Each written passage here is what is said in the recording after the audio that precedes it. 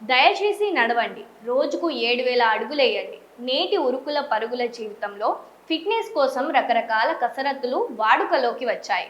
అయితే ఎముకల సాంద్రతను కాపాడుకోవడంలోనూ, భవిష్యత్తులో తుంటి పగుళ్ళు వంటి ప్రమాదాలను నివారించడంలోనూ నడకకు మించిన సురక్షిత వ్యాయామం లేదని వైద్యులు చెప్తున్నారు. సాధారణంగా వయసు పెరుగుతున్న కొద్దీ ఎముకల క్షీణత సహజం. అయితే క్రమం తప్పకుండా నడిచే మహిళల్లో ఎముకల సాంద్రత ఎక్కువగా ఉంటుందని అనేక అధ్యయనాలు నిరూపించాయి. నడక వల్ల కేవలం ఎముకలు దృఢపడటమే కాకుండా శరీర సమతుల్యత సమన్వయం మెరుగుపడతాయి.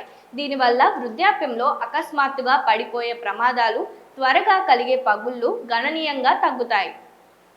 రోజుకు కేవలం 2,000 అడుగులు వేసే వారితో పోలిస్తే 7,000 అడుగులు నడిచే వారిలో మరణాల రేటు, పడిపోయే ప్రమాదం చాలా తక్కువగా ఉంది. వారానికి కేవలం 4 గంటల పాటు నడవడం వల్ల తుంటి పగుళ్ళు ప్రమాదం 41% వరకు తగ్గుతుందని తేలింది.